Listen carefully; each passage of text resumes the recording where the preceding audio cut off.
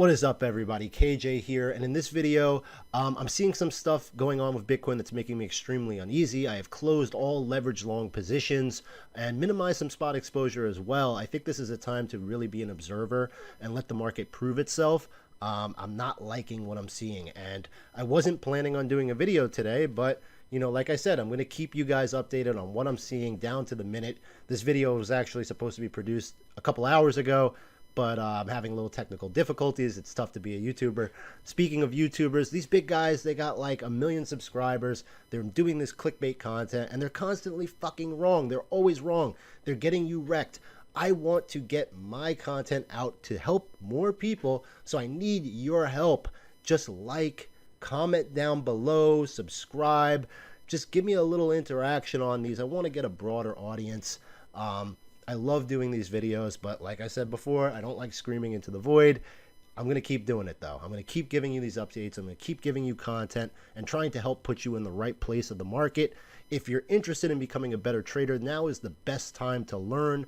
Come check out tradingdojo.com. It's trading-dojo.com. That's where I spend most of my day. A great place to learn if you want to get serious about trading. And now, without any further ado, let's look at the chart on Bitcoin. I'll show you what I'm seeing. Okay, so looking at BTC, if you followed along with the videos, once we cross this area here with the 21 moving average, I was expecting the 60 to come next, and then ultimately looking for the 99 as target areas on BTC and alts.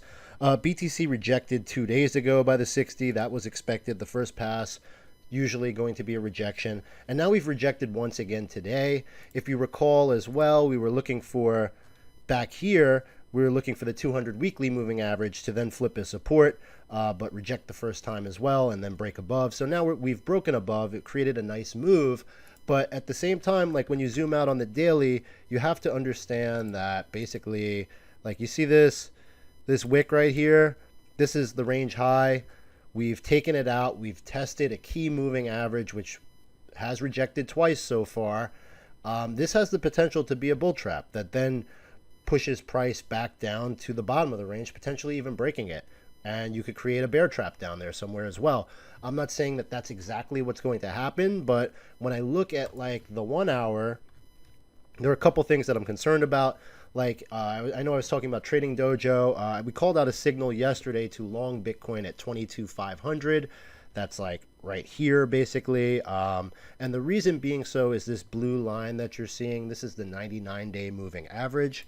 And as you can see right here, what I was looking for was a pattern that ended up playing again, where this is supporting the bulk of this move. And if you look, it's just kind of like this is just drawn very loosely, but we're using this, which was once resistance, has turned into support and been tested twice.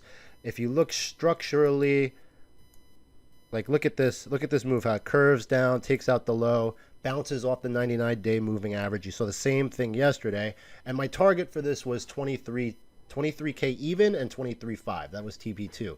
In my opinion, if it got through TP2, then you can manage that position all the way up to the 99 moving average at 26.5-ish.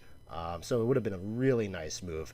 But TP1 and TP2 hit. The reason why that area is so important is it's the neckline of this. This is the local high. And now you're starting to show potential for like an inverse Adam and Eve kind of thing, as well as a bear flag that's breaking down. And combine that with sentiment's pretty bullish. What I don't want to see here is this end up breaking, this support at the 99. If this breaks, it's major trouble.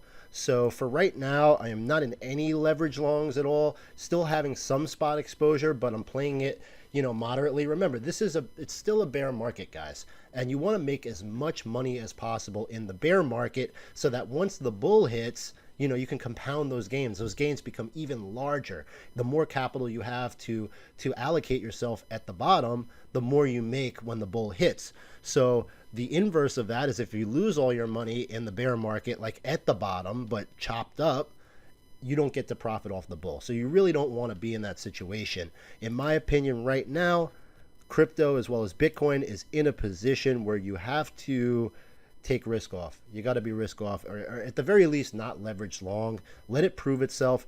If we can get a structure above this and get some daily closes, I would say just one. If you get a daily close above this 60-day moving average, I think we're good to go to at least kind of fuck around up here, you know, and do something. I'm still expecting downside towards the end of August and September, but I will keep you guys updated as we go. For now, I would advise, not financial advice, to be cautious throughout this weekend and keep an eye on what develops. So I hope you enjoyed the video. Make sure to like, subscribe, comment below. If you want, there's referral links for you to use if you want to sign up to any of these exchanges. But I appreciate all the support, and I will keep these videos coming. The fucking ring. Have a good one.